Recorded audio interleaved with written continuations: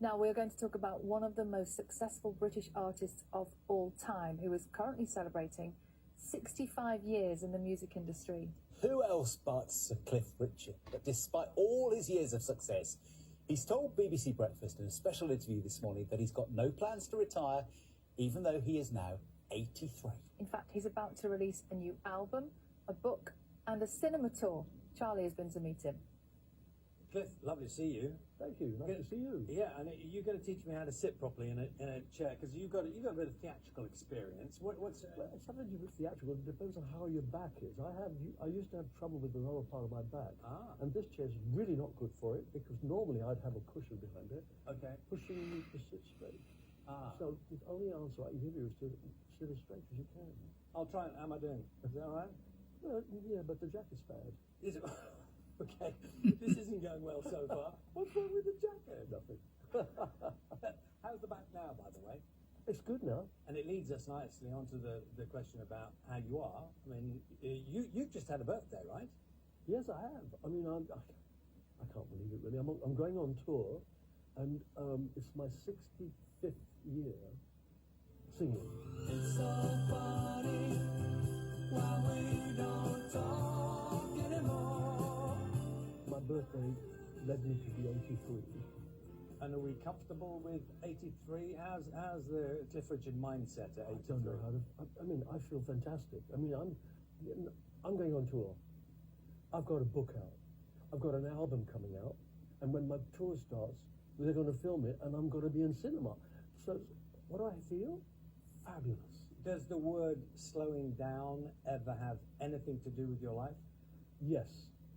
I have in the last few years tried to slow down. In other words, I don't do as much. Like what? Well, for instance, if I'm going to do a tour, I try to make sure that I have a day off every other day, so that I'm not constantly singing. You know, I can't do that anymore. And obviously, I don't want to retire, but I'm probably going to stop. Like a red light. See the red light, you stop. If it goes green, you think, okay, well, I'll go now. So I'm left myself open to still be available to do things as long as I can. Fortunately, I can still sing. That's the main thing. And I don't need AI for help. Yet.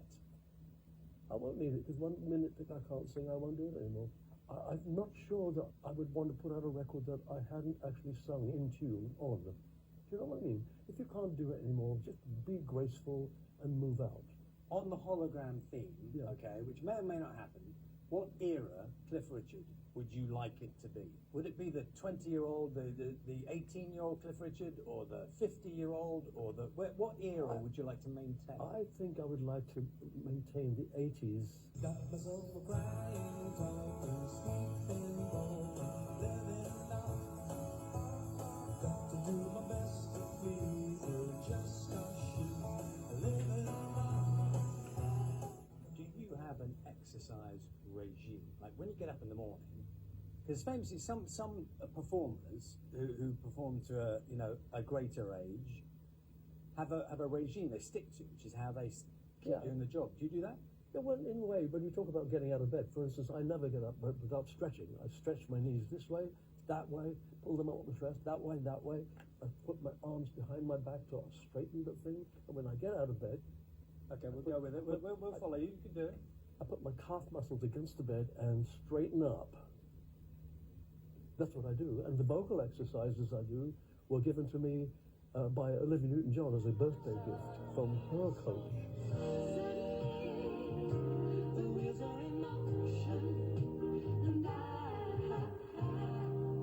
And the other thing that's really easy to do in the car, it's embarrassing if someone's sitting next to you, is to croak.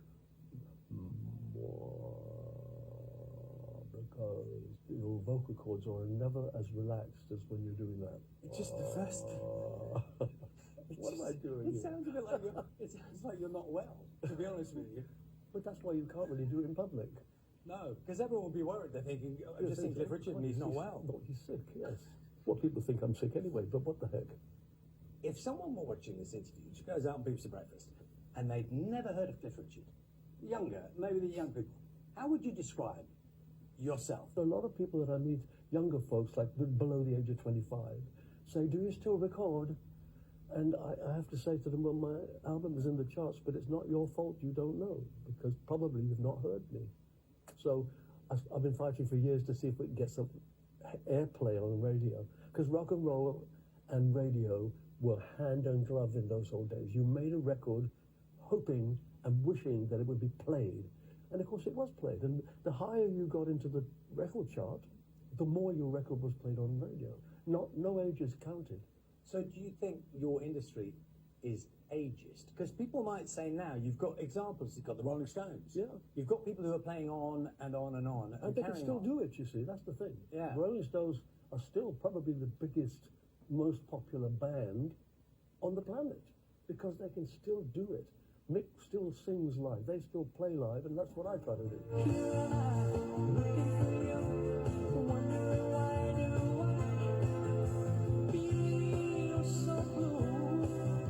And this tour, for instance, I'm singing all 14 of my number ones.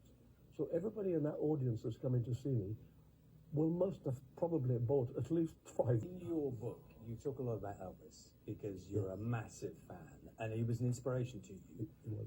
I think I know the answer to this. Do you do an Elvis impersonation?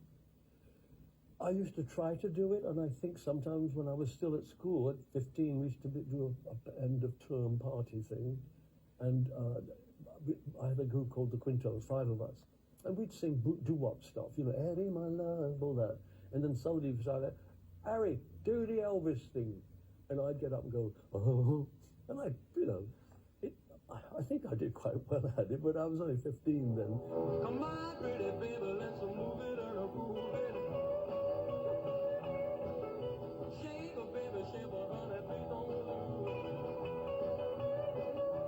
Was there ever a point, Cliff, in your career when you sort of thought about your path as a performer, where you thought the nice guy, the clean living guy image, or the other route, you know, the kind of bad boy, you know, the music industry or whatever?